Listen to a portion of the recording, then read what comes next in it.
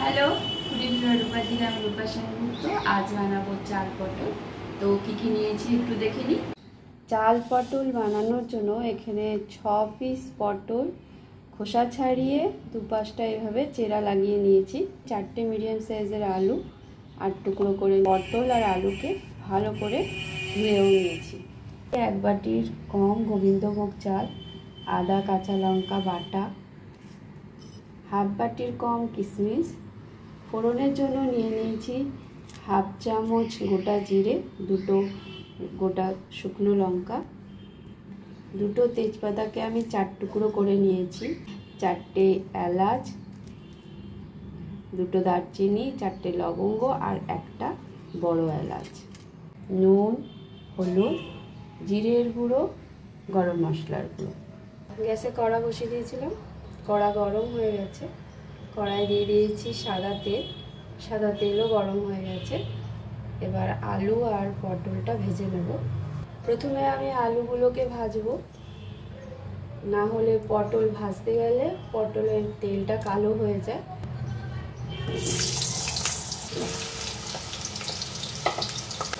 আলুতে দিয়ে দিচ্ছি হাফ চামচেরও কম নুন।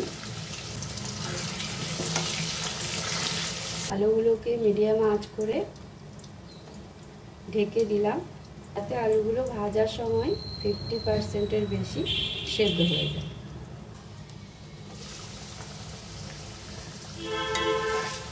আলুগুলো ভালো করে ভাজা হয়ে গেছে, অনেকটাই সেদ্ধ হয়ে গেছে।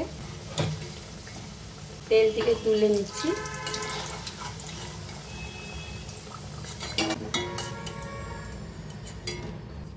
এবার ভেজে নেব পটলগুলো।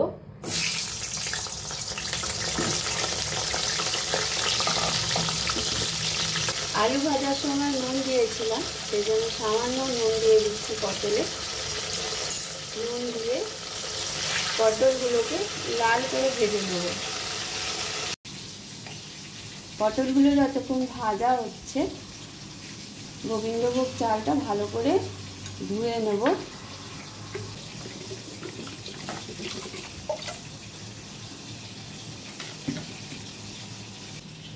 তিনবার ধোয়ার পর চালের জলটা এরকম পরিষ্কার হয়ে গেছে। এবার এই জলটাও ফেলে দেবো। জলটা ফেলে সাইডে রেখে দিচ্ছি। এদিকে পটলগুলো লাল করে ভাজা হয়ে গেছে, পটলগুলো তুলে দিলাম।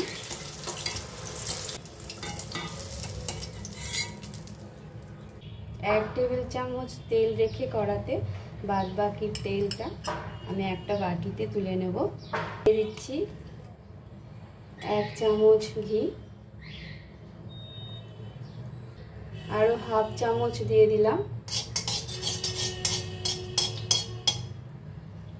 তেল আর ঘি গরম হয়ে গেছে, দিয়ে দিচ্ছি তেজপাতা,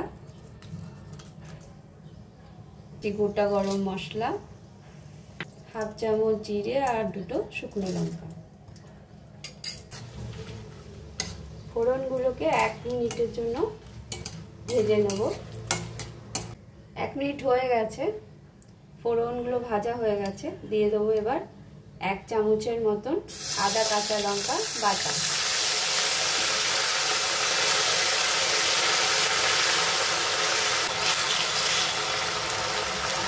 আদা কাঁচা লঙ্কার পেস্টের কাঁচা গন্ধটা যাওয়া অবধি ভেজে নেব।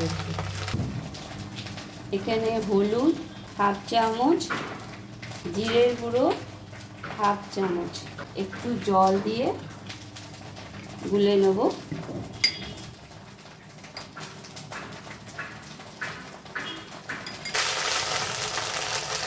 আদা কাঁচা লঙ্কার পেস্টটা ভালো করে ভাজা হয়ে গেছে।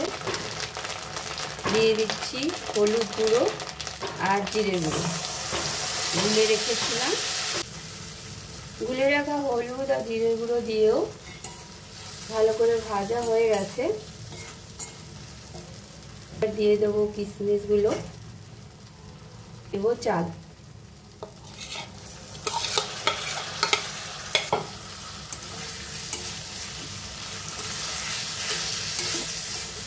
কিশমিশ আর চাল দিয়ে 5 মিনিটের মতন ভেজে নেব।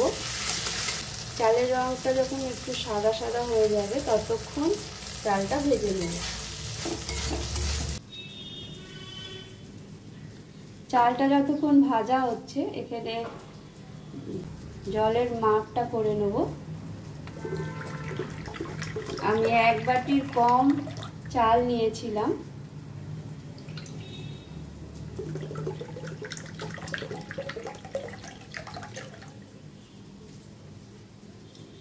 সেই আন্দাজে আমি 2 বাটি জল নিলাম, একটু কম করে।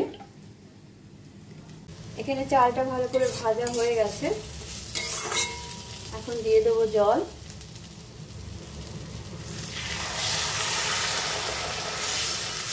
দেবো আলু,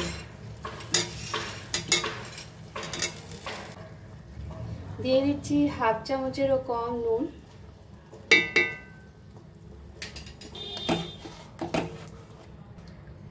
নুনটা দিয়ে ভালো করে নাড়িয়ে নিয়েছি। নুনটা টেস্ট করে নেব। নুন ঠিক আছে। জলটা ভালো করে ফুটে গেছে, এবার ঢেকে মিডিয়াম আঁচ করে 5 মিনিট হতে দেব। 5 মিনিট হয়ে গেছে, কড়ার ঢাকনাটা খুলে দিচ্ছি। জল অনেকটাই শুকিয়ে গেছে, এখন দিয়ে দেবো পটলগুলো। পটলগুলো দিয়ে একবার ভালো করে নাড়িয়ে একদম কম আঁচ করে আরো 5 মিনিট হতে দেব। আলুর থেকে পটলটা একটু নরম হয়, সেই জন্য আমি পটলটা একটু পরে দিলাম, যাতে পটলটা ঘেটে না যায়। 5 মিনিট হয়ে গেছে, কড়ার ঢাকনাটা খুলে দিলাম।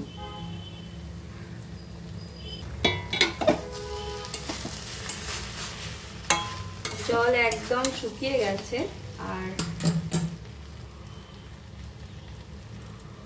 চালটাও সেদ্ধ হয়ে গেছে। চাল চেক করার সময় যদি মনে হয় চাল শক্ত আছে, তাহলে ছোট বাটির 1/2 বাটির মতন জল দিয়ে আবার 5 মিনিট ঢেকে রাখলে ভালো সেদ্ধ হয়ে যাবে, এতে ভয় পাওয়ার কিছু নেই। দিয়ে দিচ্ছি 1 চামচের মতো চিনি, দেব 4টে গোটা কাঁচা লঙ্কা। গোটা কাঁচা লঙ্কা দিলে শুধু কাঁচা লঙ্কার গন্ধটাই হবে, ঝাল হবে না।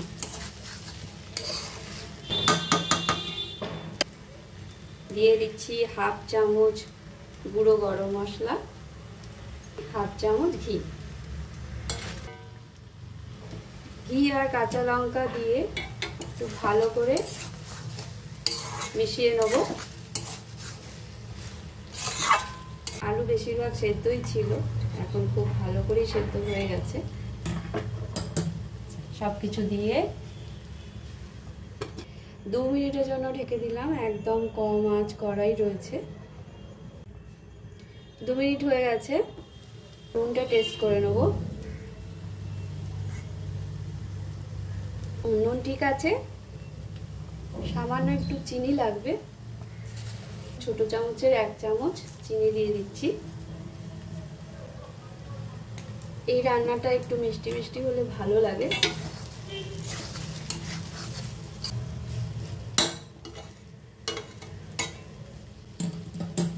এবার গ্যাস বন্ধ করে দিচ্ছি।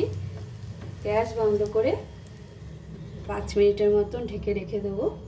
5 মিনিট হলে সার্ভ করে দেখাচ্ছি। রেডি হয়ে গেছে আমার চাল পটল।